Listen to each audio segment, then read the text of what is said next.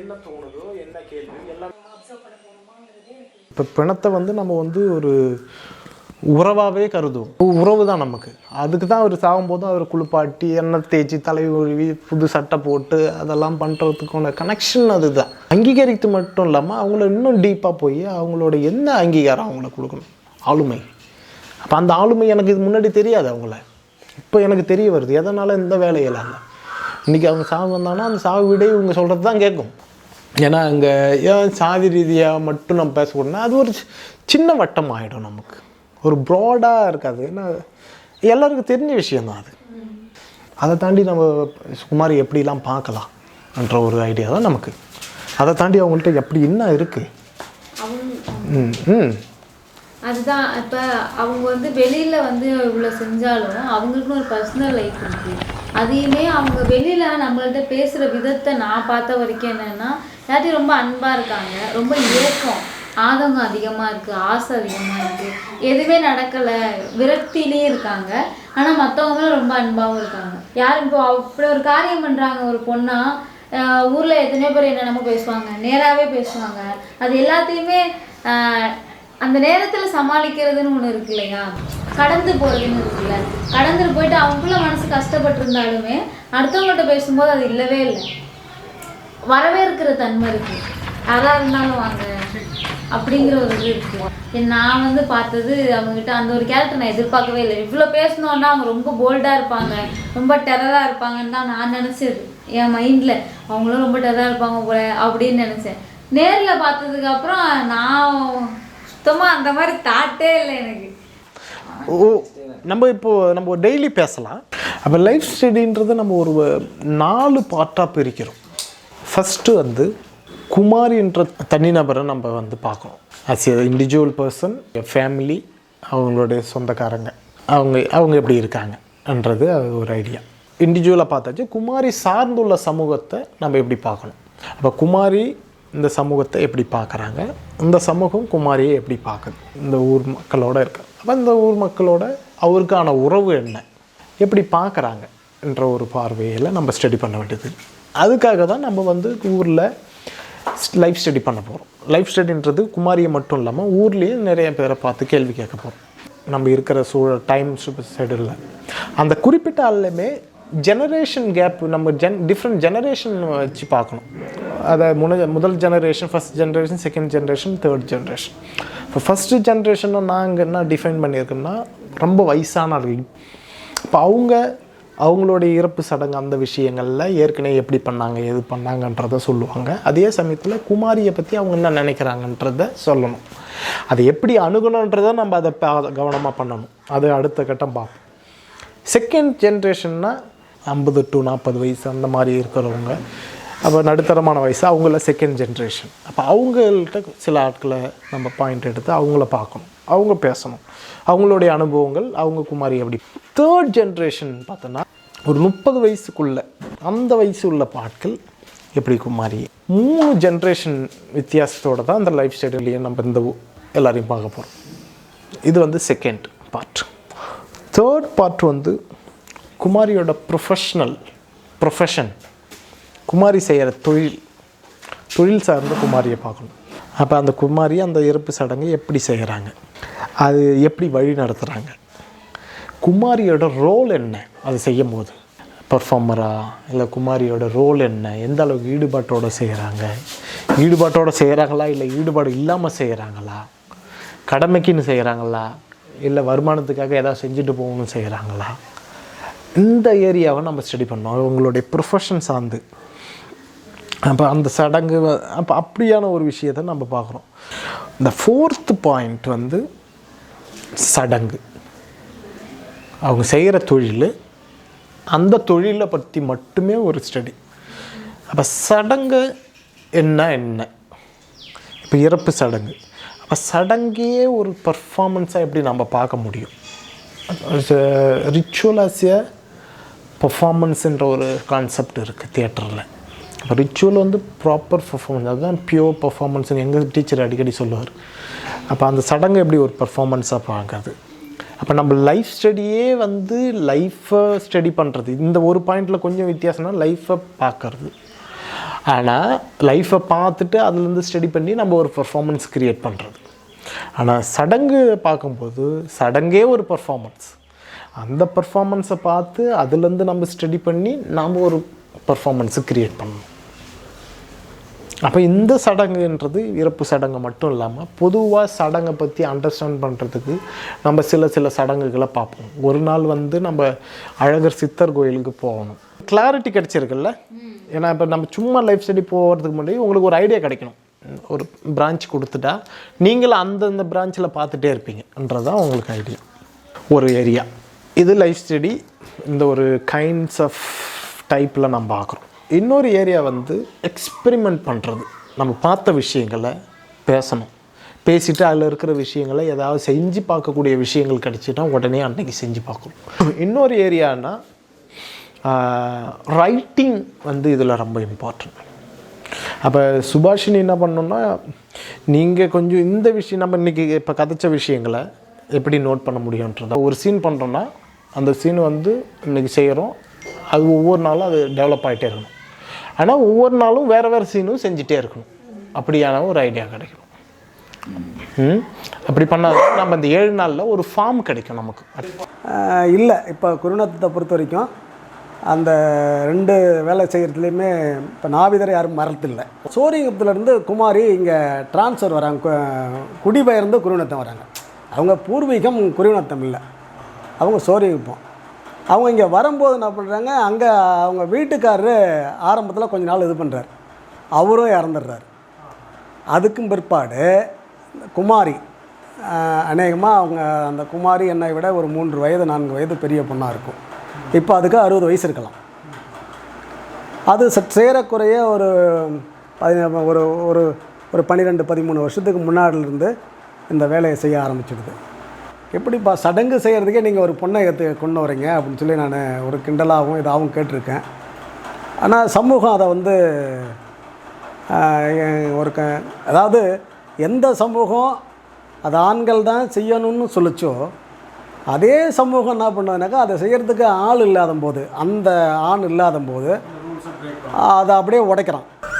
இப்போ கடக சொன்னது என்னன்னா, இப்போ ஒரு இதில் இன்ட்ரெஸ்டிங்கான விஷயம், மனையில் உட்கார நடிக்கு தாமம் வெத்தலை பாக்கு வாழைப்பழம் வச்சு பொண்ணுக்கிட்ட கொடுப்பாங்க, மாப்பிள்ளை கொட்டி கொடுப்பாங்க, பொண்ணுக்கிட்ட குத்துட்டாரு. இப்போ கல்யாணத்தில் வாங்கி எட்டு போறாரு பண்ணுறது வந்து அதுக்கப்புறம் வாழ போகிறாங்கன்னு பண்ணுறது, செத்துட்ட பிறகு பண்ணி என்ன அது என்ன, அவர் பொம்பளை செத்தா மாப்பிள்ளை கிட்ட குத்தணும், மாமிடாங்கிட்ட குத்துட்டு போயிடுவாங்க அவங்க.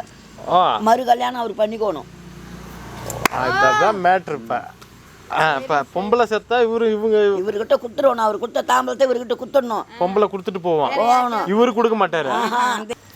அதனால வேண்டி குழந்தை குட்டி இப்ப நடக்குது. ஆமா, குழந்தை குட்டி இல்ல அப்படின்னு சொல்லி ஒரு பிள்ளை 2 பிள்ளை இருந்தாலும் ஒரு பொண்ணு அழகா இருக்கிறா, நல்லா இருக்குது, சொத்து இருக்குது, இந்த மாதிரி சொகா இருக்குது, இது கேள்ற சொகா இருக்குது, அந்த மாதிரி இருக்குதுன்னா அந்த பொண்ணு எனக்கு வேணும்னா அப்பா 2 பிள்ளை இருக்குது, அதை சமைச்சு கட்டிமோனா கட்டிப்போ, இல்லைன்னா விட்டுடுங்க அப்படின்னா பொண்ணையும் கேட்டுக்கோங்க, மாப்பிள்ளையும் கேட்பாங்க, நான் கட்டிக்கிற வரேன்னா கட்டி கொடுத்துருவாங்க. அந்த பிள்ளைய அவர் வச்சு எப்போ கேட்பாங்க, செத்த பிறகே கேட்பாங்க.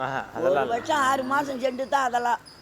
என்னன்னா டிபேட் என்னன்னா, நீ பார்க்குற வேலை வந்து நீ கேட்குற வந்து மட்டம், அப்படியான ஒரு டிபேட் கொண்டு வா. மஞ்சள் வச்சு வாங்கி போய் நடுவிட்டு வைப்பாங்க. நீ சாவு வேலை பார்க்குறேன், நான் வந்து கடவுளுக்கு வேலை பார்க்குறேன். இவருக்கு அந்த கம்மியா பொம்பளை செத்தா அந்த கம்மா கையில் வச்சு அவர் வாங்கி போய் நடுவிட்டு வச்சிடணும். யார் நாத்தனாலோ மாமியாலோ வாங்கி போய் வச்சிருவாங்க. செவுத்துல வச்சிடணும் நடுவிட்டு. அது காஞ்சதுன்னா பால்தாண்டல் புட்டு போடலாம். பூ வச்சுருந்தா பூ எடுத்து போட்டுருவாங்க. அப்படியே உடனே தாய் விட்ட கோடி இருக்கும், புடவை தந்துருப்பாங்க, அதை போட்டு மூடி அந்த மூடாப்புல போட்டு மூஞ்சி அப்படி மூடிடுவாங்க. அவன்னா காட்ட மாட்டா, அவன் அறியா பொண்ணு நேற்று முந்தா நாள் வயசுக்கு வந்தாவா, அவன் காட்ட மாட்டான், நான் காட்டுறோம்.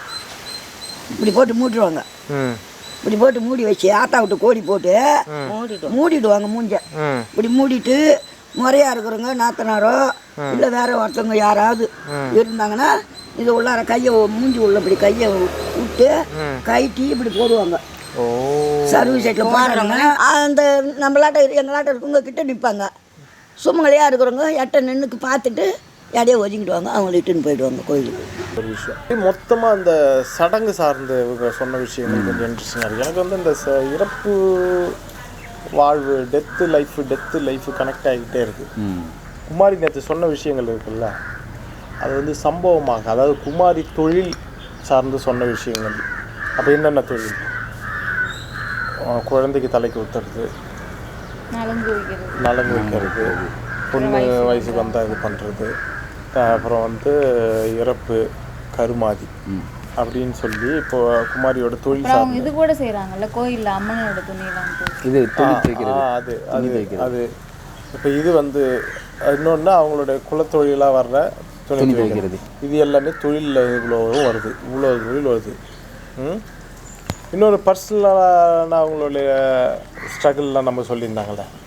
இப்போ பர்சனல் ஸ்ட்ரகிள்னால் என்ன? அது சாப்பாடு வாங்கிட்டு வெயிட் பண்ணு இட்டு போகிறதுக்கு முடியாது, திட்டுறது, அவனுக்கு எதாவது பேசணும் போகணும்.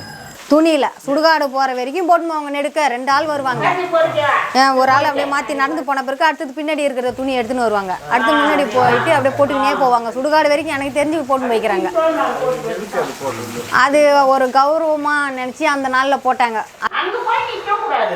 அப்படியே போவாங்க. காசு அதுலேயும் காசு இறச்சி போகிறாங்க, நீட்டுக்கும் சில்லறை காசு வச்சுன்னு போட்டு போவாங்க. வண்ணாமூடு வந்து இதெல்லாம் செய்வாங்க. நம்ம தான் போடுவோம், நம்ம உடையவங்க நம்ம காசு மட்டும் போடுவோம். மீதி வந்து துணி இதெல்லாம் போடுறதெல்லாம் அவங்க தான் போடுவாங்க.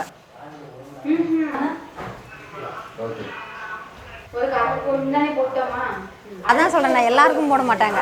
கொஞ்சம் வசதியாக இருக்கிறவங்களுக்கு போட்டுக்கிறாங்க. எனக்கு தான் பார்த்த வரலையா, நம்மள மாதிரி கொஞ்சம் இல்லாதவங்களும் வந்து சாதுவா அப்படின்னு. கடலூர் அந்த பகுதியில் போய் அயனிங் அந்த மாதிரியான ஒரு பணியை மேற்கொண்டாங்க. அதுக்கு பிறகு அவங்களுடைய சொந்தக்காரங்களே குமாரி, அவருடைய கணவர் இறந்துட்டார். குமாரி வந்து இந்த மாதிரியான இறப்பு சடங்குகளை கையில் எடுத்துக்கிட்டு இன்றைக்கி பெண்களே வந்து சுடுகாட்டு வரைக்கும் வந்து செய்யக்கூடிய சூழ்நிலை அவங்க உருவாச்சு. அவங்க நான் சின்ன பிள்ளையிலேருந்தே பார்த்துருந்துக்கிறாங்கப்பா. நம்ம சூர்யாவுக்கும் சுடுகாட்டுக்கு முன்னாடி இருக்கிற ஹரிச்சந்திரன் கோயில். அப்போ ஹரிச்சந்திரன் எதுக்கு? அந்த கோயிலுக்குள்ளே இருக்கிறது ஹரிச்சந்திரனுடைய சிலை. அப்போ ஹரிச்சந்திரனுடைய நம்மளுடைய அந்த லிட்ரேச்சரில், அது நம்மளுடைய இலக்கியங்களில் ஹரிச்சந்திரன் வந்து மிக முக்கியமான ஆள். அதாவது மயானத்துக்கு காவலாக இருந்த ஆள், மயானத்தில் வர பிணங்களை எரிக்கக்கூடிய ஆள் ஒன்று. ரெண்டாவது வந்து பொய் சொல்ல மாட்டார், 100% உண்மையாக இருந்த ஒரு ஆள். அப்போ அவருடைய ஒவ்வொரு சுடுகாட்டுக்கும் முன்னாடியும் அவர்களுடைய சிலை இருக்கும். வழிவிடுன்னு சொன்ன பிறகு அவர் வழி விட்டுட்டாருன்னா அதுக்கப்புறம் தூக்கிட்டு தான் மயானத்துக்கு போவாங்க, எரிக்கிறதுக்கோ புதைக்கிறதுக்கோ. அப்போ இவருடைய அனுமதி வேணும். அப்போ எல்லா சுடுகாட்டுலேயும் அங்கே இருக்கும். எல்லாத்தையுமே சேர்த்து படிக்கிறேன். கம்ப்யூட்டர் உதாரணையும் படிக்கணும், இவனையும் படிக்கணும். ஒட்டுமொத்த மக்களை படிக்கிற வேலை தான் நமக்கு. எல்லா விலங்குகள், எல்லா மரங்கள், எல்லா இயற்கை, அப்போ இதுக்குள்ள எல்லாமே நமக்கு தொடர்பு இருக்குது. நடிப்புன்றது வெறும் இதில் மட்டும் இது பண்ணுறது. அப்போ இதோட மற்ற ஆட்களோட நமக்கு கூடுதல் தொடர்பு இருக்கா இல்லையா? இப்படி பல நடைமுறை, அது சரியாக தவறா, அது நியாயமான நடைமுறையான்றதெல்லாம் இல்லை. ஆனால் ஆண்டாண்டு காலமாக வந்த நடைமுறைன்றதை பயன்படுத்தி வந்தாங்க. இன்றைக்கி என்ன நிலமைன்னா, இறந்தால் சுடுகாட்டுக்கோ இடுகாட்டுக்கோ கொண்டு போகிறது ஒரு நாள், மறுநாள் பால் நடைமுறைன்னு ஒன்று இருந்தது. ஆனால் இன்றைக்கி பெரும்பாலான குடும்பங்களில் 2 நாள் வேலையை போட்டுட்டு இங்கே இருக்க முடியாது, என்ன தான் சொந்த அத்தையாக இருந்தாலும் சொந்தமாக இருந்தாலும் 2 நாள் வந்து இங்கே இருக்க முடியாதுன்றதுக்காக ஒரே நாளில் பிரேதத்தை கொண்டு போய் எரிக்கிறதோ அல்லது பிரேதத்தை கொண்டு போய் புதைக்கிறதோ இருந்தாலும் உடனடியாக மறுநாள், அதுக்காக மறுநாள் காத்திருக்காமல் இன்றைக்கே கொண்டு போய் பாலை தெளிக்கிறதுன்ற ஒரு சடங்கு இன்றைக்கி நடைமுறைக்கு வந்தாச்சு. இருந்தது, இப்போ அதெல்லாம் இல்லை. இப்போ சொல்கிறதுக்கு ஆள் கிடையாது. இப்போ என்ன செய்கிறாங்க, இறப்பு செய்தியை துண்டறி அச்சடித்து ஆள் மூலிமா யார் எல்லா அந்த இறப்புக்கு சொந்தக்காரனாங்களா அவங்க வீட்டு பிள்ளைகளே கொண்டு போய் இன்றைக்கி கொடுக்குற நிலமை வந்து போச்சு.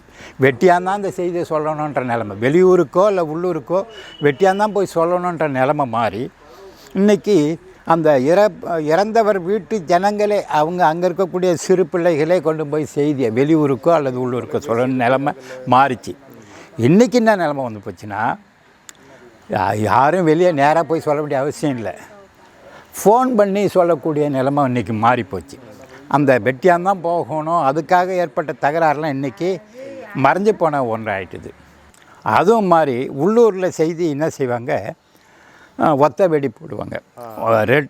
வெடி போடுறதுன்றது இறப்பில் ஒரு முக்கியமான விஷயம். திருவிழாவுக்கெல்லாம் 2 வெடி போடுவாங்க. அப்போ திருவிழா நடக்குதுன்றத ஊர் ஜனம் தெரிஞ்சுக்கும். ஆனால் ஒத்த வெடி போட்டால் நம்ம ஊரில் யாரோ செத்துட்டாங்கன்ற ஒரு வரும். இப்போ அதுவும் அந்த வெடி போடுறத நின்று போச்சு. ஃபஸ்ட்டு பார்க்கும்போது பேலன்ஸாக இருக்கா, உங்களுடைய வெயிட்டேஜ் வந்து பேலன்ஸாக இருக்கா.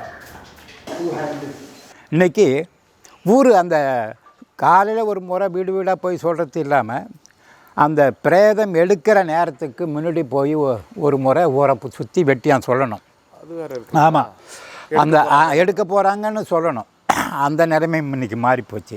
இன்றைக்கி ஒரு ஜீப்பை வச்சுக்கின்னு மைக்கு வச்சுக்கின்னு அனௌன்ஸ் பண்ணுற ஒரு நடைமுறை வந்தாச்சு. எல்லாம் மாறிப்போச்சு.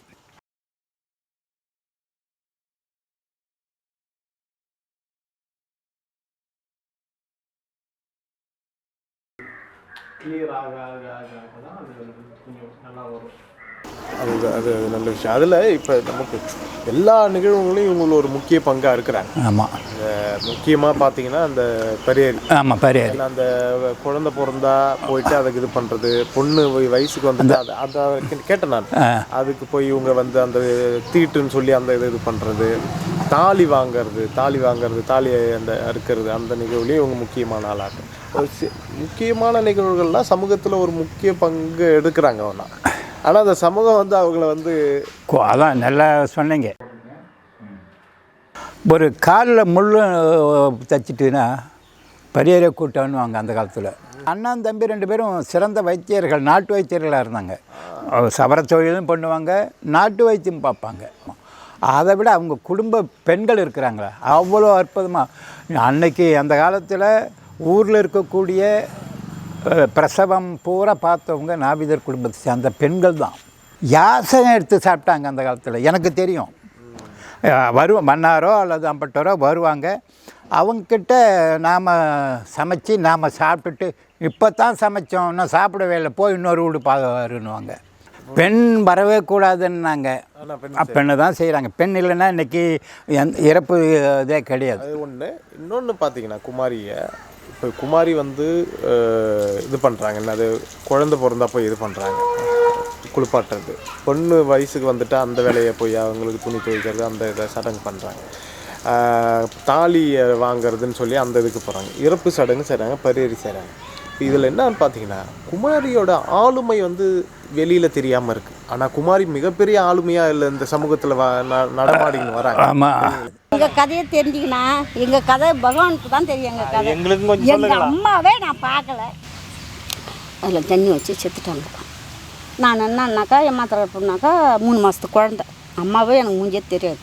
அப்பாவோடைய அம்மா எனக்கு காபந்து பண்ணாங்க. என்ன அவங்க வந்து குழந்தைக்கு தலைக்கு ஊற்ற போவாங்க. அப்போல்லாம் இப்போ தானே டாக்டரு ஆஸ்பத்திரியில் பிள்ளை பார்க்குறாங்க, ஆஸ்பத்திரிக்கு போகிறாங்க. அப்போல்லாம் மருத்துவம் பார்க்குறவங்க வந்து பரியேறு வீடு நம்மகிட்ட தான் மருத்துவம் பார்ப்பாங்க. எங்கள் ஆயா மருத்துவம் பார்க்குறவங்க அவங்க என்ன பண்ணிட்டாங்க, எங்கள் அம்மா ரொம்ப காயில் கிடக்கும்போது என்னை வந்து எங்கள் ஆயா எங்கள் அம்மா இந்தா எங்கள் வீட்டுக்காரன் நம்பலை, உன் மூச்சு இருக்க வரைக்கும் நீ காபந்து பண்ணும், உன் மூச்சு போயிட்டாக்கா அதுக்கு கற்று எரிஞ்சு அது எங்கன்னா போய்டும் அப்படின்னு சொல்லிட்டு போனாங்களாம். எனக்கு தெரியாது. அது மாதிரிலாம் வளர்த்து என்ன கல்யாணம் பண்ணி என்ன கல்யாணம் பண்ணி என் பெரிய பிள்ளை பிறந்ததுமா. என் பெரிய பிள்ளை பிறந்தது எங்கள் ஆயா. அது வந்து ஓட்ட கொண்டு வந்து போட்டுட்டு துணி அவங்கவுங்க யாராவது போட்டாங்க. அவங்க பேர் தாயாரம்மா. மருத்துவம் பார்க்குறவங்க தாயாரம்மா. அவங்க வந்து அப்படிலாம் இருந்துட்டு அம்மா உட்கார்றம்மா இல்லை சேர்னா தரத்தானே அல்ல அங்கே நின்று உங்களுக்கு வந்து அங்கே இருந்து இங்கே வரும் நான் மட்டும் இங்கே உட்காந்து கிடக்கணும் அம்மா தூரம் போகணும். ரோடு இந்தமாரி இருந்தால் நாங்கள் போயிடுவோம். அப்போல்லாம் இந்தமாரி ரோடு கிடையாது, கொடி பாதை தான், ரோடே போடல அப்போல்லாம். அந்த பாதையில் தான் போகணும். இது நரி கத்தும், கரும்பில் பக்கத்தில் கரும்பு, இன்னாண்ட கரும்பு, அண்ணாண்ட கரும்பு, இன்னாண்ட வீடு போகிற வரைக்கும் கரும்பு தான் பக்க சைடெலாம். நான் தான் குமாரி கட்சி.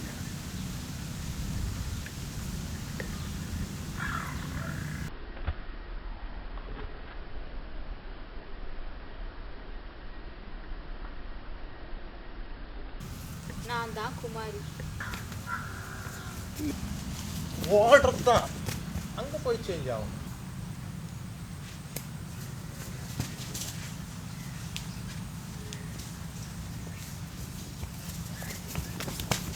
ஓடணும் வேலை தான். திரும்பி ப்ளீஸ் குமாரியே வந்துட்டியா? இந்த குளத்துல தான் துணி அடிப்போம். இந்த குளத்துல தான் அந்த மூளையை தான் துணி அடிப்போம். இங்கே தான் காய் இப்போ தான் நாஸ்தி ஆகுது. தான் நல்லா இருந்ததா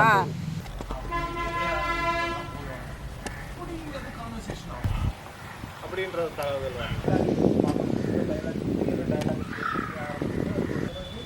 அதில் 3 சீன் என்னன்னா, முதல் சீனில்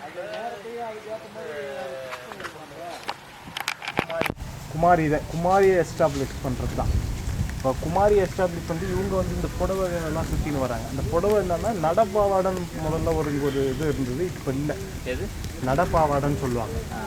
நடப்பாவாடை என்னன்னா இப்போ வரிசையில் பணம் தூக்கிட்டு போகிறாங்கல்ல, அப்போ அதில் வண்ணா சமூகத்தை சேர்ந்தவங்க நீட்டுக்கும் புடவை போடுவாங்க. வெள்ளை கலரு அவங்கள்ட்ட இருக்கிற புடவை, அது அவங்களுக்கு துவைக்க வந்திருக்க புடவை, மாற்று புடவை எல்லாம் வேறு வேறு கலரில் இருக்கும். அந்த ஒவ்வொரு புடவையும் ஜாயின் பண்ணி அந்த புடவை போடுவாங்க. அந்த புடவை மேலே நடந்து போன பிறகு இந்த புடவையை சுருட்டி எடுத்து திருப்பி முன்னாடி ஓடுவாங்க.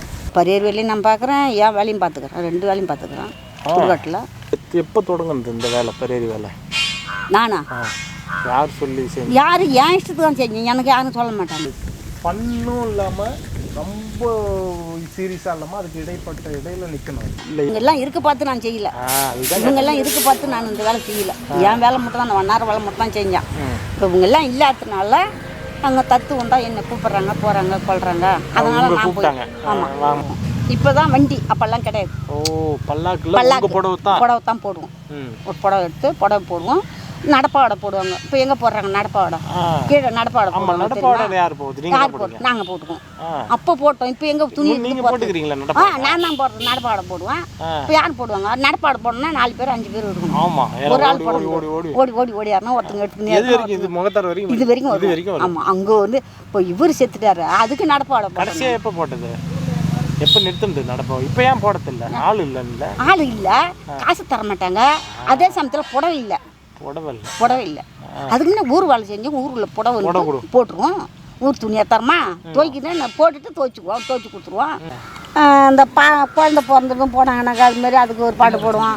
பால் குடம் வருது வழி விடு அனுச்சிந்திரா, பால் குடம் வருதுன்னாக்கா குழந்தை பிறந்ததும் செத்து போகிறாங்கல்ல, அது பால் குடம்னு அது ஒரு பாட்டு பாடுவாங்க. அஞ்சாத்தம் கோயிலில் பாட்டு பாடுவாங்க. எல்லாம் ஒன்று பார்த்து நான் ஒன்று கற்றுக்கணும் வந்துடுவோம். இதான் இப்போ நடக்க வேண்டியது. இதெல்லாம் எழுதி கொடுத்துருவோம். அரிசி இதெல்லாம் எழுதி கொடுத்துட்டோம்னாக்கா வாங்கி வந்து கொடுத்துருவாங்க. வாங்கி வந்து கொடுத்தா நாங்கள் தனித்தனியாக பிரித்து சாவுக்கு தனியாக பாலுக்கு தனியாக பிரித்து வச்சுக்குவோம். நான் மரக்காய் சுற்றுறதுக்கு மரக்காய், நெல்லி, தேங்காய், வத்தி, வாழைப்பழம், வெத்தலைப்பாக்கு இதெல்லாம் வச்சு மரக்காய் சுற்றணும். நெய்ப்பந்தம் சுற்றுவாங்க. நெய்ப்பந்தம்னா வந்து குச்சியில் நூலை இந்த துணியை சுற்றி நெய்யில் சொருவி அதை வத்தி கிஷி பேர பிள்ளைகளுக்கெல்லாம் கொடுப்பாங்க. பேர பிள்ளைகளும் நான் ஒரு வாரம் கணக்கு போது போறீமா எழுதிக்கலாம். ஒன்றும் போடுறது குளத்து தண்ணியெல்லாம் ஓடிடாது, அப்படிதான் இருக்கும் குளத்துல. நம்ம தான் ஓடுவோம், குளத்து தண்ணி ஓடாது. ஏகப்பட்ட வேலை. இப்போ நான் வந்து பரியரி வேலை மட்டும் தான் செய்கிறீங்கன்னு நினச்சேன். நீங்கள் பரியரி வேலை, தண்ணி ஊற்றுறது, எல்லா வேலையும் குழந்தை பிறந்தாலும் தலைக்கு ஊற்றுறது, குழந்தை பிறந்தா தலைக்கு ஊற்றுனா அதுக்கு வந்து காசு. இந்த மக்கள் வீட்டில் குழந்தை பிறந்துக்குதுல அதுதான் தலைக்கு ஊற்றி வந்தேன்.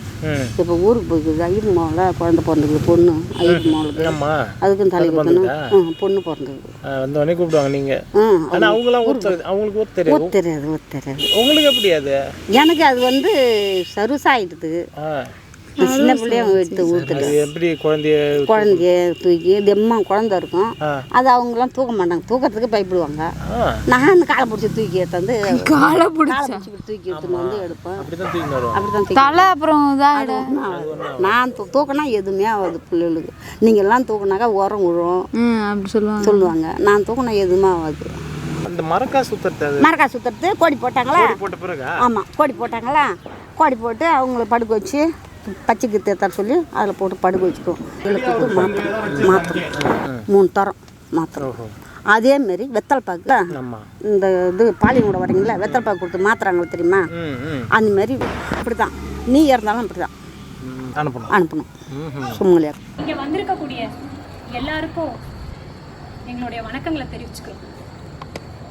இந்த 1 வார காலமாக நாங்கள் பண்ண ஒரு கல ஆய்வை பற்றின ஒரு சின்ன முயற்சியை தான் உங்கள் முன்னாடி இன்றைக்கி நாங்கள் பெர்ஃபார்ம் பண்ண போகிறோம். இது வந்து ஒரு இறுதி வடிவம் கிடையாது. இந்த 1 வாரத்தில் நாங்கள் என்ன கற்றுக்கிட்டோமோ அதை வெளிப்படுத்துறதுக்கான ஒரு சின்ன முயற்சி தான். எல்லாரும் இறுதி வரைக்கும் இருந்து பார்த்து ஒத்துழைப்பு கொடுக்கணும்னு கேட்குறோம். நன்றி.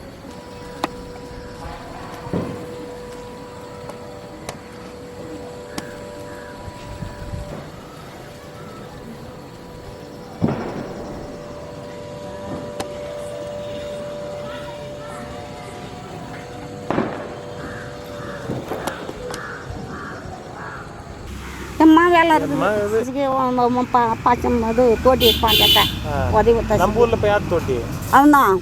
அவன் பேர் என்ன இப்போ வரல எனக்கு. ஆமாம், பேர் நல்ல பேருண்ணா. பரமசிவம். பரமசிவம் முகம் பாருங்க, எல்லாம் பார்க்குறவங்களாம் பார்த்துங்க, முகத்தை பாருங்கன்னு கீழே இறக்கி வச்சுட்டு சொல்லுவோம். இறக்கி வச்சு உடனே முகத்தை பார்த்துட்டோங்கன்னா சரி பார்த்துட்டோம் பாருனாக்கா அப்படியே அந்த புடையை இழுத்து இப்படி போட்டுருவோம். இப்படி போட்டுருவோம். நான் வந்து காசு சில்லற காசு எடுத்துன்னு வந்து பாடி தூக்கும்போது தூக்கி போடுவாங்க. முன்னாடி விடுவாங்க. அந்த காசு தான், அந்த காசு விட்டுட்டு காசு மீதி காசு அந்த நடப்பாடிலே ஊந்தோன்னா யாரும் எடுக்க மாட்டாங்க. கீழே ஊந்தா கூட அப்பெல்லாம் எடுக்க மாட்டாங்க. கீழே கொள்ள ஊதுதான் நடப்பாடில் பாவடை போடுறோமா அதில் ஊந்தாலும் கீழே ஊந்தாலும் அப்பெல்லாம் எடுக்க மாட்டாங்க. இப்போ இருக்கிறது பொறிக்குது, நம்மளுக்கு முன்னே போய் பொறிக்குது. சாராயம் குடிக்கிறதுக்கு இதுக்கு தான் வர்றது நம்ம ஊரில். அதுக்கு அந்த நடப்பாடை கிடையாது. இப்போ கொள்ளனா இப்போ நம்ம இதில் எல்லாம் கொள்ள இறக்கிடுதுப்பா. டிஸ்கோஸ் பண்ணுற அந்த என்னது டிஸ்கோஸ்ன்றா உரை இந்த இருக்கிற விஷயத்த கிளறி விட்டு உரையாடுற இப்படி ஒன்று இருக்குது பார்த்து எப்படி பண்ணிட்டானேன்னு கேட்குற விவாதிக்கிற மாதிரி அந்த ஒரு இது இந்த ஸ்கிரிப்டில் இருக்கிற ஒரு பலமான விஷயம். ஒரு ஸ்ட்ரக்சர் கம்ப்ளீட்னஸ் இருக்குது. ஒரு கட்டமைப்பு நல்லா இருக்குது. வேலை வருது, பர்சனாலிட்டி வருது, சமூகத்தை கிண்டல் சாய்ந்தது வருது. ஒரு மாற்றான ஒரு முன்மாதிரியான ஒரு பொம்பளையாக குமாரியை கொண்டு வரத்துக்கான உண்டு. அந்த பெண்ணை கொண்டு வரணுன்னு கேட்குறது சரியாக கொண்டு வரணும், கிளாரிட்டி ஆகணும். கடைசி ஒரு பெண்ணை நான் வைக்க போகிறேன்னு சொன்னதை வச்சனே கொண்டு செய்ய வச்சனேன்றது அது இன்ட்ரெஸ்டிங்கான விஷயம். இந்த இந்த இந்த ஸ்டடிக்குள்ளால் என்ன விஷயம் வெளியில் வரணும்னு நாங்கள் நினச்சிருக்கிறோன்ற விஷயத்தை நான் ஷேர் பண்ணுறேன். சடங்குகளையும் பார்த்தா அந்த சமூகம் அல்லது அந்த ஊர் அந்த மக்கள் என்றாக்கள் ஒன்று சேர்ற ஒரு வெளி வந்து அங்கே கிரியேட் பண்ணப்படும். அந்த சடங்குகளுக்குள்ளால் தான் அந்த ஊரினுடைய தன்மை, அந்த சமூகத்தினுடைய அடையாளம், அந்த சமூகத்தினுடைய கட்டமைப்பு எல்லாம் வந்து வெளியில் வரும். இது ஒரு முக்கியமானது. அப்போ ஒரு தியேட்டர் என்ற ஒரு நாடகம் அல்லது அரங்குன்ற விஷயமும் ஒரு கூட்டான ஒரு சமூகத்தை இணைக்கிற அவங்கள அந்த பண்பாட்டை விளங்கப்படுத்துறதுன்றதுக்கு தான் மெனக்கெடுது. அப்போ எங்கிட்ட இயல்பாகவே இருக்கக்கூடிய இந்த சடங்குகள் வந்து அந்த வழி எப்படி வச்சுக்கொள்கிறதுன்றதை நாம் ஒரு ப்ரோசஸில் ஸ்டடி பண்ணி வரோம். இப்போ நீங்கள் பேசினதுலேருந்து நீங்கள் பேசினது வேறு, அது இதில் ஃபீல் என்னன்றது வரணும். உதாரணத்துக்கு நீங்கள் பேசுகிறது இப்போதைக்கு அவர் ஐடியா சொல்லிப்போ நீங்கள் ஒரு ஐடியா வச்சுப்பேன், எனக்கு தெரியல, எனக்கு தோன்றது சொல்கிறேன். குமாரி என்று கவலைப்படுற ஆள் இல்லை. அவர் கவலை இருக்கு. அவர் நான் ஒரு குமாரி நீங்கள் கூப்பிட்டா அது அந்த ஃபீல் எனக்கு அது வரையவே கூடாது என்று நான் ஃபீல் பண்ணுறேன். புரியுதுங்க? நீங்கள் வாசிச்சிங்களே அல்லது நீங்கள் நினைக்கிறீங்க குமாரி ஒரு இறக்கப்பட்ட ஆள். குமாரியில் இறக்கம் இருக்குது நமக்கு. நாம் இறக்கப்படுறதுன்றது அதில் சென்ஸை நம்ம டிஸ்கஸ் பண்ணணும். அப்போ குமாரி ஆனால் அந்த வலியை வந்து வரணும். புரியுதுங்களா? அது எப்படி நம்ம சொல்ல தான் தெரியும். நீங்கள் தான் கண்டுபிடிக்கணும் என்னண்டு. இப்போ ஒரு இடத்துல சரியா வாங்க தூக்குங்க போங்க வாங்க ரெண்டு ஒரு இது. இன்னொன்று தானே இன்னராக தனக்குள்ளே யோசிக்கிற இன்னர் அவ தனக்குள்ளே முணுமுணுக்கிறது இருக்குது. சில இடத்துல நேரடியாகவே கிண்டல் அடிக்கிறது இருக்குது. சில செய்தியாக சொல்லணுமென்று வலிஞ்சி சொல்கிற செய்தி. இப்போ இந்த நான் கொண்டு வச்சேனே இல்லை நீங்கள் சித்தாந்தண்டா இது சித்தாந்தாண்டு சொல்லி யார்கிட்ட கேட்பாவே? சித்தாந்தத்தை நீங்கள் உங்களுக்கு நினைச்ச மாதிரி மாற்றுவீங்கன்னு எங்கே கேட்பாவே? குமாரி வேறு வீட்டை வச்சு கதை தனியாக பேசுவாவா? எங்கேயா பேசுவாவா? எப்படி எங்கே அது? இப்போ வீட்டுக்கு என்ன வாங்க இது ஒரு நாள் போடுங்க இது எங்கே கேட்பாவோ? இது அவள் வீட்டுக்குள்ளேருந்து பேசுவாவா? அப்போ ஒன்றும் ஒவ்வொரு இடத்துல நடக்கிற வேறு வேறு டோனில் நடக்கிற சம்பவம். சிலது தனக்குள்ளேயே முணுமுணுக்கிறது, சிலது கோபத்தை ஒருவனை பார்க்குற பார்வைக்குள்ளால் பேசுகிறது, எதுவும் இல்லாமலே. இப்போ இதோ ஒரு ரேடியோ பிளேயாக பண்ணுறேன்னு வச்சுக்கோங்களேன். இதோ ஒரு ரேடியோ பிளேயாக பண்ணுறேன்னு வச்சுக்கோங்க. ரேடியோவில் ப்ளே பண்ணுறது தானே பண்ணுறதா இருந்தால் இந்த ஸ்கிரிப்டை நாம் அந்த விஷயம் கொண்டு வர முடியும் தானே. அவ்வளவு சோர்ஸ் இந்த ஸ்கிரிப்டுக்குள்ளே இருக்குது. குமாரி என்றவனுடைய ஆளும் என்ன, அவள் அந்த பெர்ஃபார்மன்ஸுக்காக ஒரு ஒரு பெர்ஃபார்மராக அவளோட ரோல் என்ன, அந்த பெர்ஃபார்மரை அந்த சமூகம் வந்து எப்படி நடத்துது, அந்த பெர்ஃபார்மர்னுடைய அந்த பெர்ஃபார்மன்ஸுக்கு பின்னால் அதை தாண்டி அவட்ட இருக்கிற வாழ்வியல் என்னன்ற விஷயங்களை எப்படி நாம் ஸ்டடி பண்ணுறது, எப்படி அறிகிறது, இந்த முறைகளை அறிகிறதுக்கூடாக எப்படி ஒரு கம்யூனிட்டி ரிச்சுவல்ஸ் வந்து ஒரு ரிச்சுவல் பெர்ஃபார்மன்ஸ் வந்து அந்த சமூகத்தில் ஒரு முக்கியமான இடத்தை பெறுகுது என்றதை பற்றி ஒரு ஸ்டடி பண்ணணுமென்ற ஒரு விருப்பம் வந்து நமக்கு வருகுது. ஊரில் இயல்பாக நடக்கிற ஒரு கம்யூனிட்டி பெர்ஃபார்மன்ஸாக இருக்கக்கூடிய இந்த ரிச்சுவலை நாம் ஒரு ஸ்டடி பண்ணுற மெத்தட்ன்றது வந்து அது அந்த ஊர் சார்ந்ததாக ஒரு லைஃப் ஸ்டடி செய்து ஒரு ஃபீல்டாக ஸ்டடி செய்கிறதுக்குள்ளால தான் சாத்தியம். இப்போ நம்ம அது இயல்பாகவே ஒரு கம்யூனிட்டி பேஸ்டில் இருக்கிற ஒரு பெர்ஃபார்மன்ஸ்.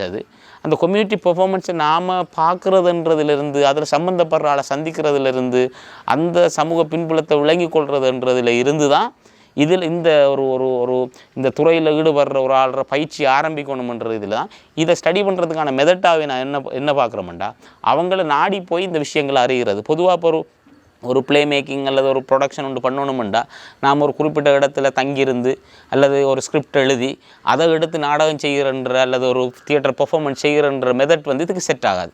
அவள் வீட்டுக்காரனும் இது அவட நார்மலான நரேட்டிவ், அவட ஸ்டோரி டெல்லிங். இது வெரி நியூட்ரலாக தன்னை ரீகால் பண்ணுறது தான். இதில் ஆறு சமூகத்திலையும் ஆறு பொறுப்பும் இல்லை. நானும் இப்படி தான் பிறந்தேன். அப்போ இது ஒரு வேரியேஷன் வருது. இதுவுமே ஒரு நல்ல நடிக்கிற ஒரு ஆளுக்கான ஒரு நல்ல நடிக்கணும்னு விரும்புகிற ஒரு ஆளுக்கான நல்ல ஸ்கிரிப்ட். இப்படி ஸ்கிரிப்ட் கிடைக்கிறதெல்லாம் ரொம்ப ரேர் ஒரு நல்ல ஆளுக்கு. அப்போ இதை வழியாக பயன்படுத்தணும். நீங்கள் இயல்பாக வந்துருக்கு. என்னடா அவட லைஃப் ஸ்டடியிலேருந்து வந்தது தான் அது அந்த அவன் விரும்பி சொல்லியிருக்கிறாவோ லைஃப் ஸ்டடிக்குள்ளேருந்து இந்த ஸ்கிரிப்ட் வந்திருக்கிறதால அதான் இந்த மாதிரி வந்திருக்கு. நீங்கள் ஸ்டோரியை கேட்டுப்பட்ட அல்லது இவர் குந்திருந்து எழுதின்றது வந்திருக்கவே மாட்டேங்குது. எனக்கு இதை பார்க்க சந்தோஷமாக இந்த ஸ்கிரிப்ட் அவ்வளோ ஒரு ரிச்சாக வந்துருக்கு. இந்த பிஞ்சு குழந்தைய அப்படி வந்தாலும் நல்லா தொட்டதுக்கான ஒரு ஃபீலிங் அதுதான் இம்பார்ட்டன்ஸ். அல்லது இதுக்கு அவ்வளோ மிக பொருத்தமாக அமையாதுன்னு சொல்லி நினைச்சதுலாம் இதில் மெயினாக இருக்கிற அந்த பர்சனாலிட்டியை ஸ்டடி பண்ணுறது, அவள் சந்திக்கிறது, அவளோட பேசுகிறது, அவள் சம்மந்தப்பட்ட அந்த சூழலை அந்த வாழ்க்கை சூழலை புரிஞ்சு கொள்வது ஒரு ப்ரோசஸில் இதில் ஈடுபடணும்.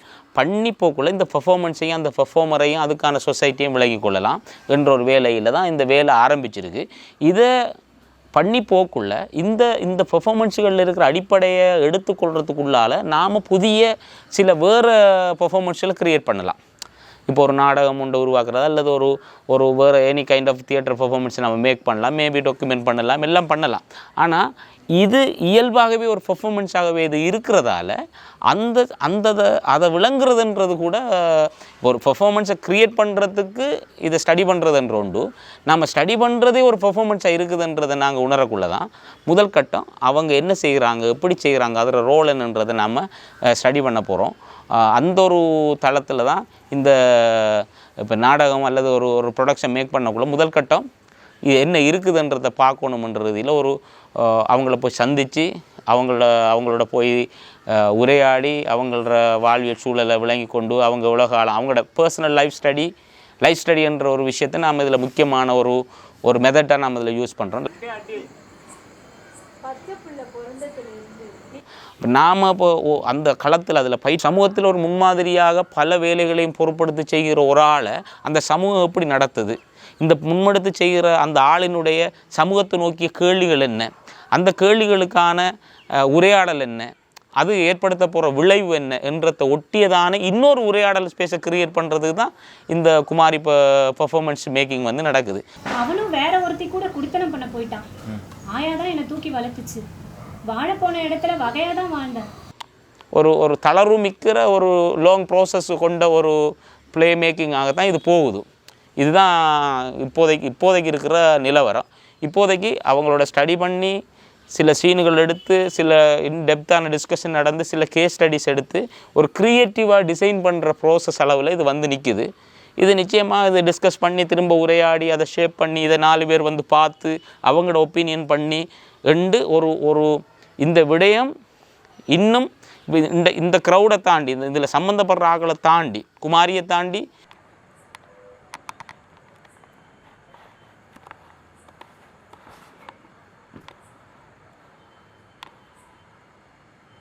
இதில் சம்மந்தப்படுற இந்த பெர்ஃபார்மர் மேக்கிங்கில் இருக்கிற ஆக்களை தாண்டி இந்த சமூகம் சார்ந்த ஒரு வழிக்கு அது போகிறது தான் நம்மளுடைய நோக்கம்.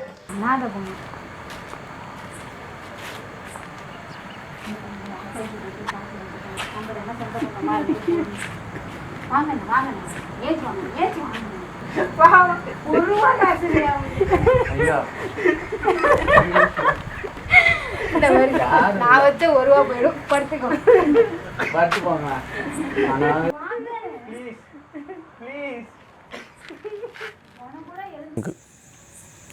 பரேரி காலங்காலமாக செய்து வந்தவர் வயதாகி இறந்து விடுகிறார். அவருக்கு பின் அந்த இறப்புச் சடங்கு வேலையை அவரது மகன்களை செய்ய சொல்லி ஊரார் வற்புறுத்துகின்றனர். ஆனால் அவர்கள் மறுத்து விட்டு வெளியேறுகின்றனர் ஊரை விட்டு. மிஞ்சி இருந்த ஒரே குடும்பத்தில் இருந்த ஒரு விதவை பெண்ணை இந்த பரேரி வேலையை செய்ய சொல்லி ஊரார் வற்புறுத்தினர். அந்த பெண்ணும் வேறு வழியின்றி அந்த வேலையை செய்ய ஆரம்பிக்கின்றார். அப்படியாக தொடங்கிய வேலை கிட்டத்தட்ட 10 ஆண்டுகளுக்கு மேலாக செய்து வருகிறார். இந்த நிகழ்வில் கவனிக்கப்பட வேண்டிய முரண்பாடுகள் மற்றும் சுவாரஸ்யங்களை நிறையவே இருக்கின்றன. பொது நடைமுறையில் இருக்கின்ற சாங்கிய சம்பிரதாய முறைப்படி இறந்தவரின் உடலை அடக்கம் செய்யவோ சுடுகாட்டிற்கு செல்லவோ பெண்களை அனுமதிக்க மாட்டார்கள். ஆனால் இந்த பெண்ணை மட்டும் எப்படி இறப்பு சடங்கு செய்ய சுடுகாட்டிற்குள் அனுமதிக்கிறார்கள்? அப்படியானால் அந்த பெண்ணை பெண்ணாக பார்க்கவில்லையா? தங்கள் வீட்டு பெண்களை சுடுகாட்டிற்குள் அனுமதிக்காத ஊர் மக்கள் இவரை அனுமதிப்பது அதன் அடிப்படையில். ஆரம்ப நிலையில் இதற்கு மறுப்பு தெரிவித்த அந்த பெண் இன்று முழு ஈடுபாட்டுடன் அந்த நிகழ்வுகளை செய்வதாக தெரிகிறது. இறப்பு நிகழ்ந்து விட்டால் ஊர் முழுவதும் கூடி விடுவதுண்டு. பெண்களது செயல்பாடுகள் கூடி ஒப்பாரி வைத்து அகன்று விடுவதாக இருக்க, ஆண்களே ஓடி ஓடி வேலைகள் செய்து மயானம் வரை சென்று திரும்புவது மரபாக இருந்து வருகிறது. இப்பெண்ணோ மையமாக இருந்து சடங்கை நிகழ்த்தி சிறப்பு நிகழ்ந்து வீடு முதல் இறுதி காரியங்கள் நடக்கும் மயானம் வரை இப்பெண்ணின் செயற்பாடுகள் ஆளுமை மிகுந்த பெண்ணாக அவரை அடையாளம் காட்டுகின்றன. யாரும் செய்ய தயங்கும் அல்லது மறுக்கப்படும் காரியங்களை தான் எடுத்து பிறரையும் இயக்கும் சடங்கினை பிரதான நிகழ்த்துனராக இவர் நிகழ்த்துகிறார். ஏழ்மையிலும் சமூக படிநிலைப்படுத்தலிலும் அகப்படும் ஒரு பெண்ணின் ஆளுமை களமாக இது அமைந்து நிற்கின்றது. இந்த நிகழ்வினதும் இதன் பின்னிருந்து இயங்கும் மரபினதும்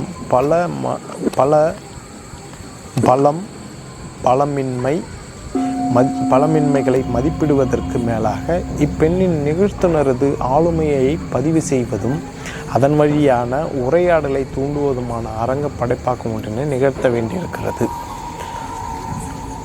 இப்போ இந்த இதுதான் நான் அவங்களுக்கு இதுதான் ஆரம்பத்தில் இருந்த யோசனையை நான் ஒரு எழுத்து வடிவத்தில் உங்களுக்கு அனுப்பியிருந்தேன்.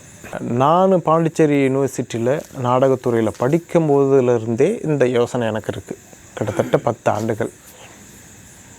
10 ஆண்டுகளுக்கு முன்னே இவங்களை பற்றி நான் இவங்களை எப்படியாவது ஒரு பதிவில் கொண்டு வரணுன்றத மனதளவில் அது கவனிக்கிறோம். அப்புறம் திருப்பி போகிறோம். அதே சமயத்தில் நானும் படிச்சுக்கின்னு இருந்தேன். அப்போ படித்து முடிச்சுட்டு வெளியிலையும் போக வேண்டியது வந்தது சிங்கப்பூருக்கு. படித்து முடிச்சுட்டு ஊர் சார்ந்த வேலைகளை திருப்பி தொடரும் போதும் இந்த அம்மா திருப்பி அந்த குமாரி அம்மா திருப்பி வந்து அவங்கள பார்க்கும்போது இந்த வேலையை எப்படியாவது செய்யணும், அது யோசனை அளவிலேயே மனதிலேயே அது அப்படியே தான் இருந்துக்கின்னு இருக்குது, யோசனை அளவிலே இருக்குது. அப்போ இந்த சூழலில் தான் இவங்க நமக்கு பர்ச் உங்களுடைய அரங்க குழுவிலேருந்து இந்த சிறகை விரை திட்டத்தை நம்ம வந்து பார்க்குறோம். முகநூல் வழியாக நண்பர்கள் வழியாக நமக்கு கிடைக்குது. அப்போ அவங்க வந்து ஏற்கனவே யோசனை இருந்து அந்த யோசனையை தொடங்கிறதுக்கு வாய்ப்பு இல்லை, ஒரு பொருள் உதவி இல்லாத தொடங்க முடியலன்னும் போது இதுக்கு அவங்க உதவி பண்ணுறாங்கன்ற தகவலும் நமக்கு தெரிய வந்தது. நம்ம இந்த தகவல் மிக நீண்ட நாட்களாக இருந்த தகவலை நம்ம அவங்களுக்கு சொல்லியிருந்தோம். அப்போ நம்மளை அதில் தேர்வு பண்ணியிருந்தாங்க இந்த முறை. ஆனால் இந்த முறை நமக்கு வேலையை சரியாக தொடங்க முடியல. இந்த கொரோனா காலகட்டத்தில் நமக்கு வந்து வேலையை சரியான திட்டமிட்டபடி தொடங்கவும் முடியல, திட்டமிட்டபடி நேரத்துக்கும் அதை நம்ம செய்ய முடியல. ஆனால் இப்போ அதுக்கான நேரம் வந்திருக்கு. இந்த வேலையை நான் வந்து 23 நவம்பர் மாதம் தொடங்கியிருந்தோம். அதுக்கு முன்னாடி ஒரு 2 நாள் வந்து ஒரு ஆரம்பகட்ட வேலையாக பார்த்துருந்தோம். இப்போ நாங்கள் அந்த வேலையை இப்போ ஐடியாவாக இருந்த வேலை ஒரு கிட்டத்தட்ட 10 ஆண்டுகளாக மனதிலே மூளையில் போட்டு குழப்பிக்கணும், எப்போ பார்க்கணும் அதை வந்து யோசனையிலே இருந்த ஒரு வேலை 10 ஆண்டுகளுக்கு பிறகு இந்த மாதிரி இவங்க குழுக்களுடைய ஒரு உதவியோடு தொடங்கணும்னு வரும்போது இப்போ இப்படியான காலகட்ட சூழலில், இந்த லாக்டவுன் இந்த சூழலில் சரி எப்படியாவது பண்ணணுன்ற ஒரு முயற்சியில் இருக்கும்போது தான் ஐடியாவாக இருந்து இன்றைக்கி ஃபீல்டு ஸ்டடியாக வந்திருக்கு.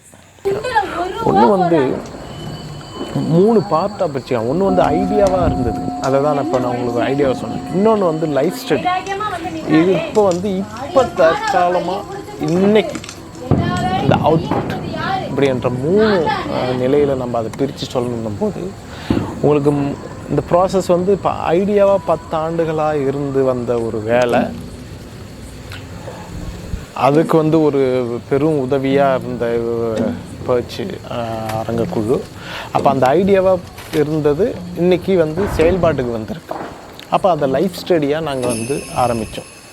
அப்போ இந்த லைஃப் ஸ்டடியில் என்னென்ன, அப்போ லைஃப் ஸ்டடி 2வது பார்ட். அப்போ லைஃப் ஸ்டடியில் நாங்கள் என்னென்ன பார்த்தோம்னு பார்த்திங்கன்னா, லைஃப் ஸ்டடியில் ஒரு 3 விதமாக பண்ணோம். ஃபஸ்ட்டு வந்து எங்களுக்கான ஒரு டீம் ஒன்று செட் பண்ணோம், யாரெல்லாம் இருக்காங்க, யாரெல்லாம் எப்படி என்னன்ற மாதிரி.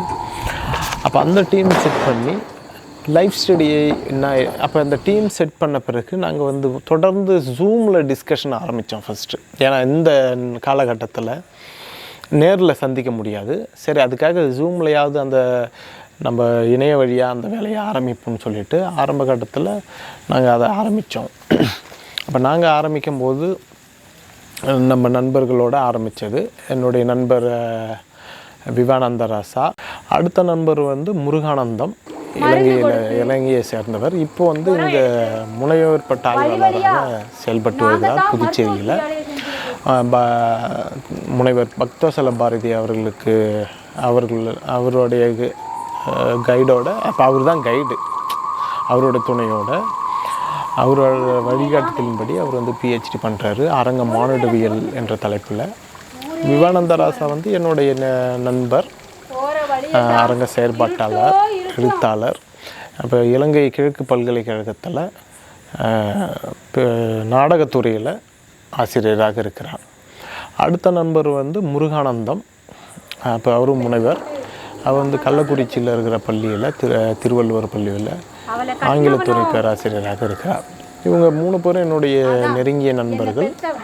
புதுச்சேரி பல்கலைக்கழகத்திலேருந்தே நாங்கள் தொடர்ந்து இயங்குகிறோம். அப்போ ஒவ்வொரு என்னுடைய கலை செயல்பாட்டுக்கும் அவங்களுடைய செயல்பாடுகள் எதுவாக இருந்தாலும் நாங்கள் 3 பேர் சேர்ந்து செய்கிறது ஒரு வழக்கம். டிஸ்கஷனில், கலந்துரையாடலில் சேர்ந்து செய்வோம். அந்த வகையில் தான் இதை நாங்கள் பேசி ஆரம்பித்தோம். சரி இது வந்து ஒரு டிஸ்கஷனுக்கு கொண்டு வரணும் ஒரு இணைய வழியில் போது அதுக்கான டீம் ஒன்று செட் பண்ணோம். ஆரம்பத்தில் மாணிக்கம் என்ற ஒரு தம்பி, ராமசாமி சார் டைரக்டர், அவரோட இரணியன் அல்லது இணையற்ற வீரன் அப்படிங்கிற ஒரு ப்ளே ஒர்க் பண்ணிச்சு.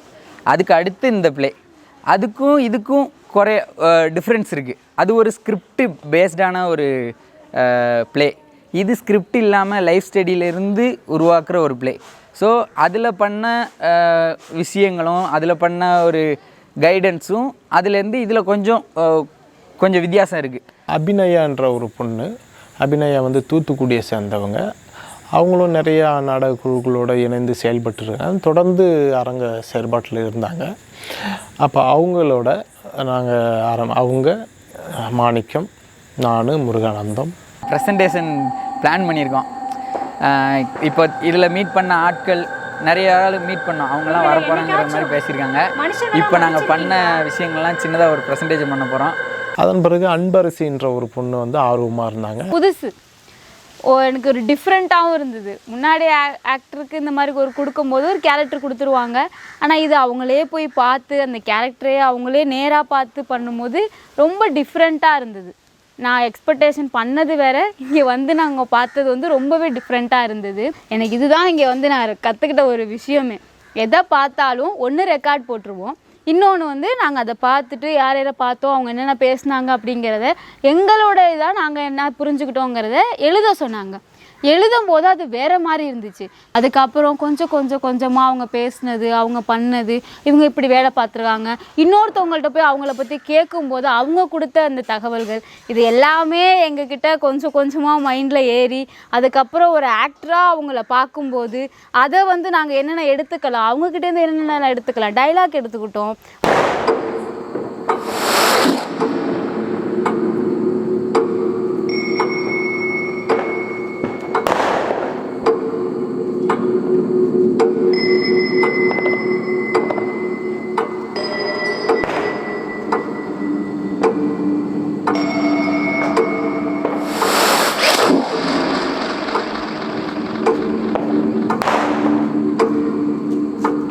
புதுச்சேரியிலேருந்து புதுச்சேரியிலேருந்து யாராவது ஒரு ஆள் அதில் உள்ளே இருக்கணும் என்னும்போது நமக்கு நம்ம புதுச்சேரியை சேர்ந்த அரியாங்குப்பம் பகுதியில் சுபாஷினி என்ற ஒரு நபர் நாங்கள் அறிமுகமானது. இப்போது நாங்கள் ரிஹர்சல் பண்ணி முடிச்சுட்டு பர்ஃபார்மன்ஸும் நிகழ்த்தி முடிச்சிட்டோம். கொஞ்சம் ஆடியன்ஸ் முன்னாடி பண்ணோம். ரிஹர்சல் பண்ணும்போது கொஞ்சம் ஈஸியாக இருந்த மாதிரி இருந்துச்சு, ஆனால் ஆடியன்ஸ் முன்னாடி பண்ணும்போது ஒரு சின்ன பதட்டம் இருந்தது. ஆனாலும் ரொம்ப நிறைவாகவே செஞ்சு முடித்த சந்தோஷமும் இருக்குது. இப்போது அதாவது நாங்கள் என்ன பண்ணியிருக்கோம் அப்படிங்கிறத பற்றின ஒரு இன்சைட்டும் எங்களுக்கு கிடச்சிருக்கு. இதை பயன்படுத்தி இன்னும் அடுத்தடுத்த ஸ்டெப்பில் வந்து கொஞ்சம் நிறைவாக பண்ண முடியும்னு நம்பிக்கை இருக்குது. பர்சனலாக எனக்கு வந்து ப்ளே ரொம்ப பிடிக்கும். ஏன்னா என்னோடய குழந்தைங்களுக்கு வந்து கிளாஸ் ரூமில் நான் அதை எப்படி இன்க்ளூட் பண்ணுறதுங்கிறத பற்றின ஒரு தேடல் வந்து ஏற்கனவே எனக்கு இருந்ததுனால நான் இதில் வந்து ஃப்ரம் த பிகினிங் இருக்கணும்னு சொல்லி நான் வந்து என்னை நினச்சிக்கிட்டேன். ஸோ முதல்ல வந்து நாங்கள் அந்த ஒன்றா உட்காந்து இந்த மாதிரி ஒரு ஃபீல்டு ஸ்டடி இருக்கும், அது பற்றின இந்த ஜேர்னி எப்படி இருக்கும் அப்படிங்கிறத பற்றி வந்து அவர் எங்களோட முன்னாடியே வந்து சொல்லிட்டாரு. ஸோ அதுபடி வந்து நாங்கள் ஒருத்தரை பற்றி வந்து நேரடியாக ஃபீல்டுக்கு போய் அவங்கக்கிட்டேயே பேசி எல்லா விஷயங்களும் எடுக்க போகிறோம் அப்படிங்கிறதே வந்து ரொம்ப இன்ட்ரெஸ்டிங்காக இருந்துச்சு. எனக்கும் இது வந்து பர்சனலாக ஃபர்ஸ்ட் எக்ஸ்பீரியன்ஸ் இப்படி போயிட்டு பண்ணுறது.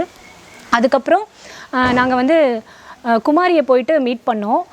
அவங்கக்கிட்ட பேசும்போது நான் வந்து பர்சனலாக என்ன கற்றுக்கிட்டேன்னா, சாமானிய மக்களோட நம்ம வந்து சகஜமாக வாழ்ந்துட்டு தான் இருக்கோம், எல்லோரும் சேர்ந்து தான் வாழ்ந்துட்டுருக்கோம். ஆனாலும் அவங்களுடைய ஆளுமையை வந்து நம்ம பார்க்க தவறிட்டோம் அப்படிங்கிறது வந்து அந்த இடத்துல எனக்கு ரொம்ப கொஞ்சம் உறுத்தலாக கூட இருந்துச்சு. அதுக்கப்புறம் அவங்கக்கிட்ட பேசிட்டு அதிலேருந்து திரும்பவும் இவங்களோட உட்காந்து டிஸ்கஸ் பண்ணும்போது இன்னும் நிறைய தகவல்கள் வந்து நம்ம என்ன பெர்ஸ்பெக்டிவில் பார்க்கணும் இதை அப்படிங்கிறதும் வந்து கொஞ்சம் ப்ராடராக பார்க்க முடிஞ்சுது.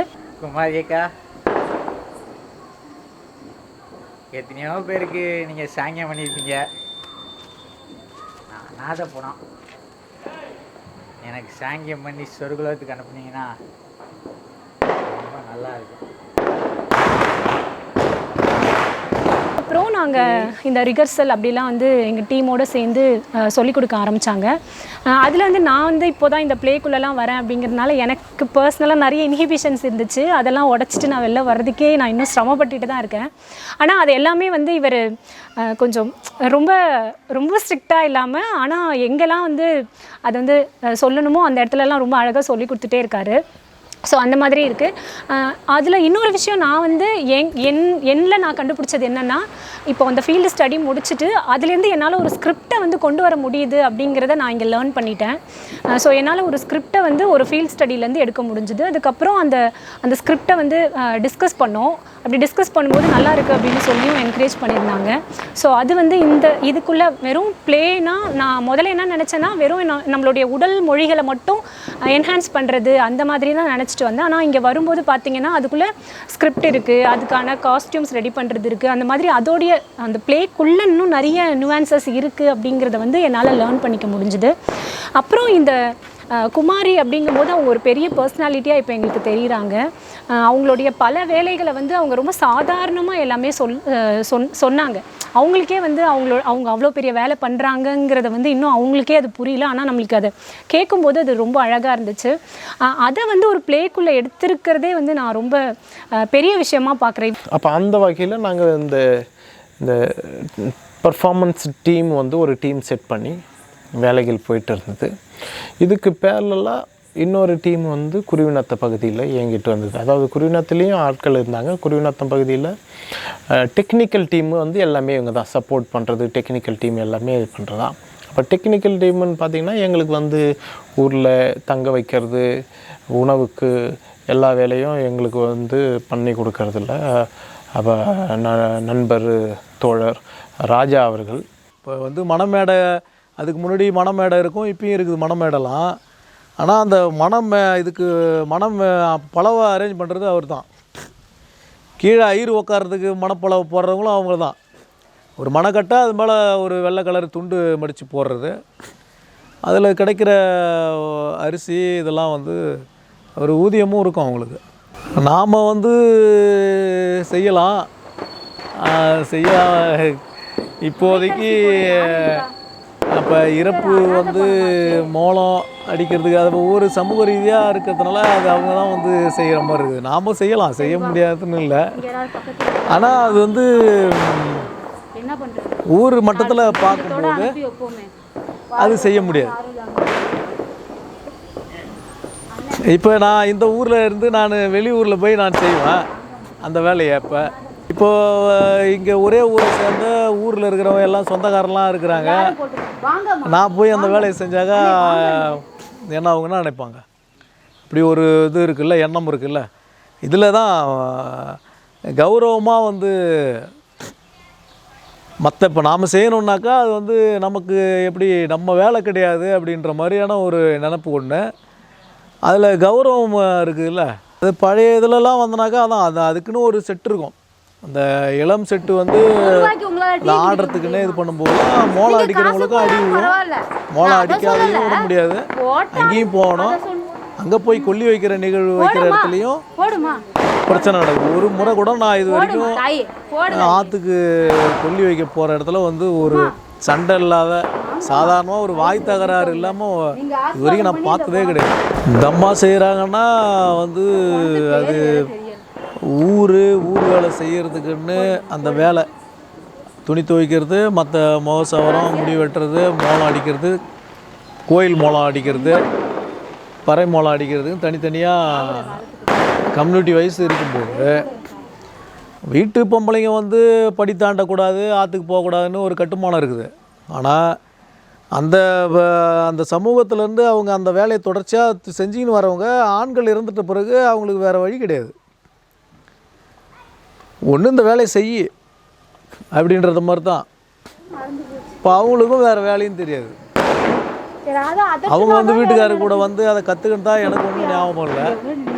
ஆனால் அந்த வேலையை அவங்க செஞ்சுருக்கிறாங்கன்னா அவங்க கண்டிப்பாக அவங்களுக்கு ஏதாச்சும் அவங்க பேரண்ட்ஸோடு போய் அது எதாவது செய்யணுன்ற இது வந்து அவங்க தெரிஞ்சிருப்பாங்கன்னு நினைக்கிறேன். ஆனால் இது வந்து நிர்பந்திக்கிறது தான், செஞ்சு தான் ஆகணும். ஊரில் நீங்கள் இருக்கிறோம், ஊர் வேலைக்காக நாங்கள் உங்களுக்கு இட்டுன்னு வந்துருக்குறோம் போது ஊருக்கான வேலையை செஞ்சே ஆகணுன்ற நிர்பந்தம் தான். பெண்ணாக பார்த்தா நம்ம அனுமதிக்கக்கூடாதுன்றது இருந்தாலும் இது வரைக்கும் எப்படி அதை நான் சொல்லுங்கள், பெண்கள் அவங்கள